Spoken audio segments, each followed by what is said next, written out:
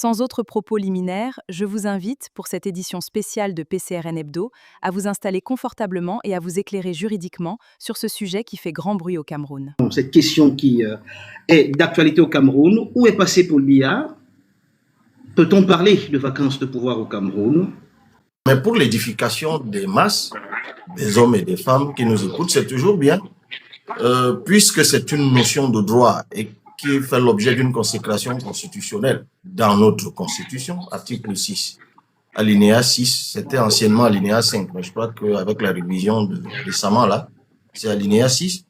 Il est bien que nous abordions la question à partir de la compréhension que nous en donne la loi fondamentale, qui est notre constitution.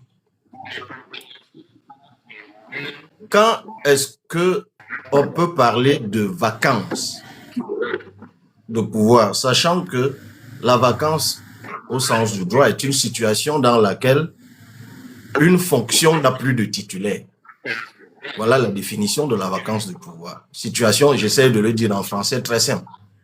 Situation dans laquelle une fonction n'a plus son titulaire.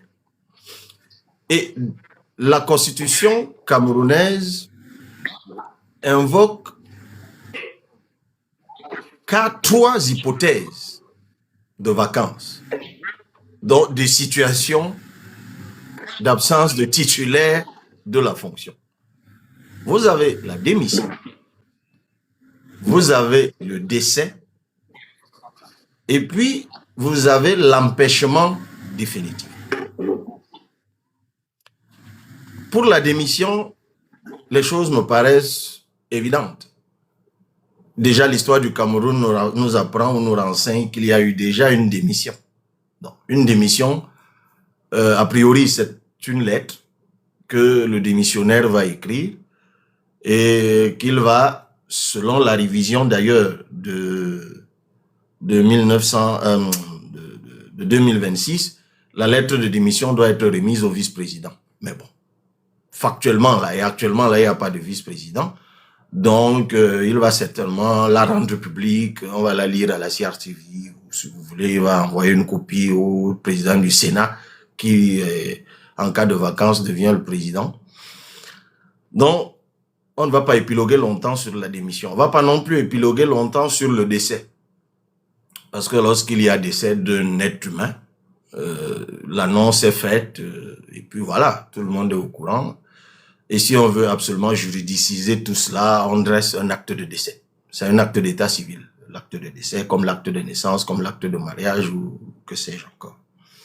Et puis, il y a la troisième hypothèse que j'évoquais tout à l'heure, c'est la Constitution. C'est l'empêchement définitif. Et dans le cas de l'empêchement définitif, elle n'existe, c'est un empêchement.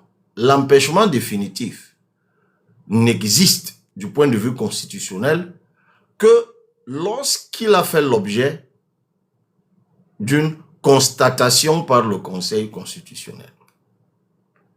J'ai envie de dire que c'est une sorte d'existence a posteriori. Donc, c'est pas un communiqué, c'est pas une annonce. Pour qu'on parle d'empêchement définitif, au sens de l'article 6 de la Constitution du Cameroun, il faut qu'il y ait au préalable une constatation faite par le Conseil constitutionnel.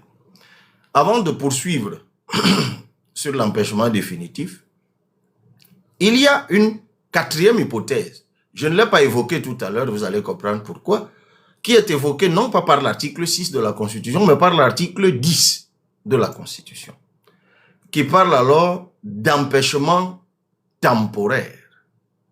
Donc, il y a deux types d'empêchement. Il y a l'empêchement temporaire et il y a l'empêchement définitif.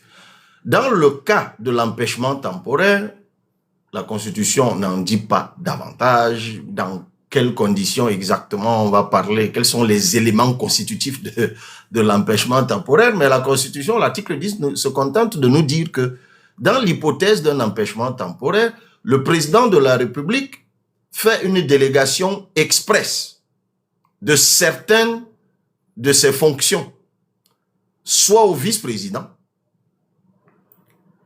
au vice-président, et si le vice-président n'est pas disponible, c'est à peu près le cas maintenant, au Premier ministre. Et si le Premier ministre n'est pas disponible, à l'un des membres de son gouvernement. C'est important parce qu'on parle beaucoup d'empêchement, mais on n'a pas beaucoup évoqué l'hypothèse de l'empêchement temporaire.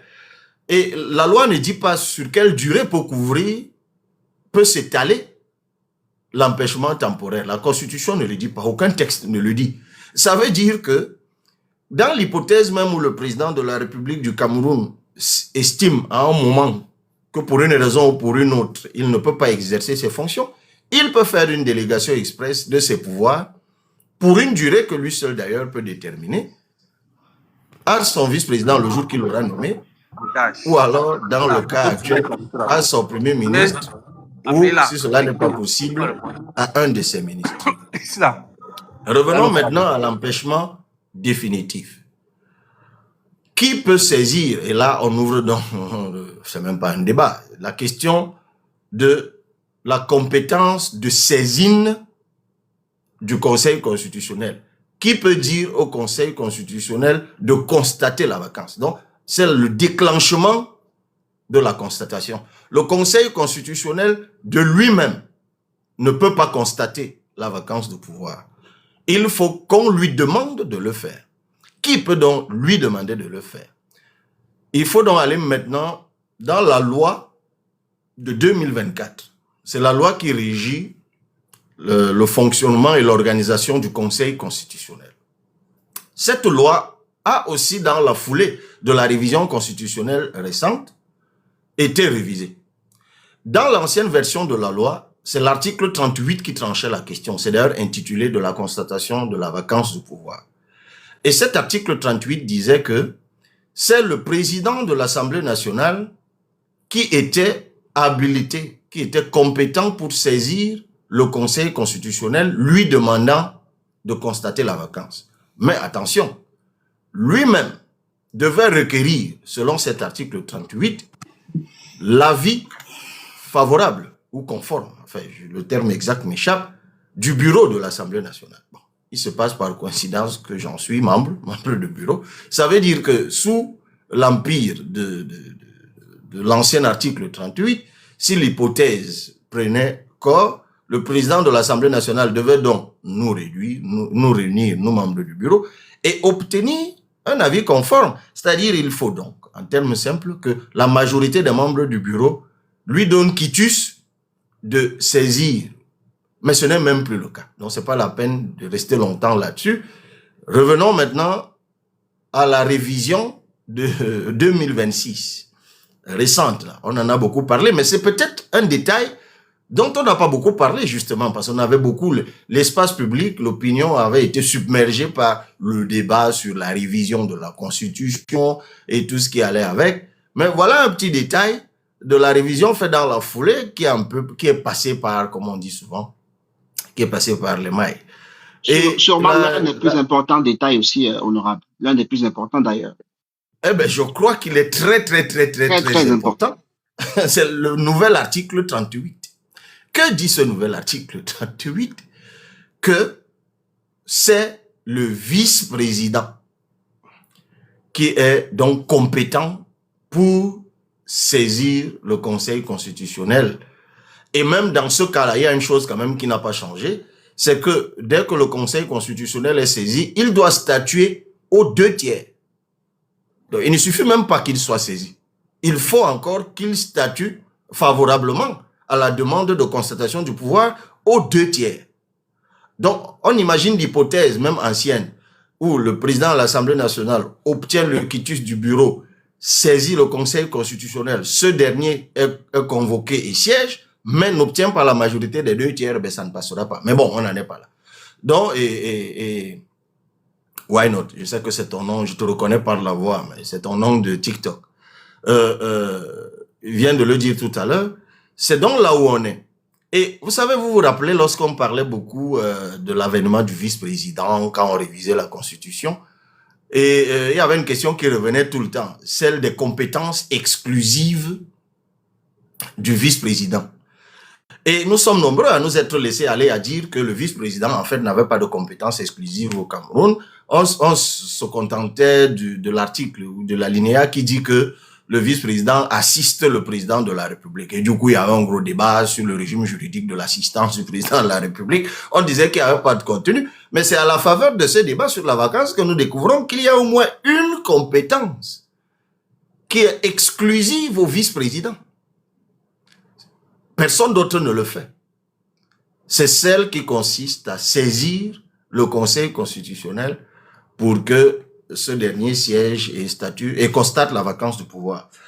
Alors, la question est, actuellement, est-ce qu'il y a un vice-président? Non. On fait comment alors? Et j'ai vu ce débat toute la journée dans les réseaux sociaux parce que c'est revenu abondamment dans les débats aujourd'hui. D'aucuns disaient que comme il n'y a pas de vice-président, alors l'ancien article 38 s'applique. Non. Non. La loi a été révisée. Et la révision de l'article 38 abroge les anciennes dispositions de l'article 38. Et depuis le 14 avril 2026, ce sont les nouvelles dispositions de l'article 38 qui s'appliquent. Si la révision avait intégré, comme on l'a vu avec la Constitution de 96, ce qu'on appelle la progressivité, c'est-à-dire que une loi peut bien dire que OK, en attendant que les conditions de mon entrée en vigueur soient réunies, les anciennes dispositions s'appliquent. Oui, il y a des lois qui le disent. Parce que justement, pour que cette loi-là entre en vigueur pleinement, il faut qu'il y ait une nomination du vice-président. C'est-à-dire que pour que son effectivité soit garantie, c'est même pas tant d'entrée en vigueur dont on parle, puisqu'une fois que le président a promulgué la loi, elle entre en vigueur. Là, on est dans l'effectivité d'une loi promulguée et qui est donc entrée en vigueur. Cette effectivité n'est garantie que par la nomination préalable d'un vice-président, ce qui n'est pas encore le cas. Et cette loi aurait bien pu intégrer des dispositions du genre, en attendant la nomination d'un vice-président ou jusqu'à la nomination d'un vice-président, les anciennes dispositions de l'article 38 s'appliquent, ce qui n'est pas le cas. Donc, pour l'heure, l'autorité compétente pour constater la vacance n'existe pas. Évidemment, tout ce que je viens de dire là relève, c'est une analyse strictement juridique, mais en réalité, c'est le B à bas du droit. Faut pas être diplômé forcément de droit pour comprendre ou pour lire ce que je viens de dire là. Bon, nous les juristes, on est plus proches de ça parce qu'on manipule ça au quotidien. C'est pas le cas des autres dans leur discipline. Ne leur demandez pas non plus de se mettre à lire les lois tous les jours, mais tous ceux d'entre vous qui sont moyennement curieux, ou passablement d'ailleurs, peuvent tout simplement lire la loi ou la Constitution et par eux-mêmes, ils arrivent aux mêmes conclusions que je viens de tirer. Il n'y a à cela aucun trait d'érudition. Donc, voilà, Julio, ce que je pouvais en dire. Et je présume qu'on est dans un échange, comme moi je les aime bien à TikTok, c'est-à-dire que c'est à bâton rompu, on échange, chacun donne son avis.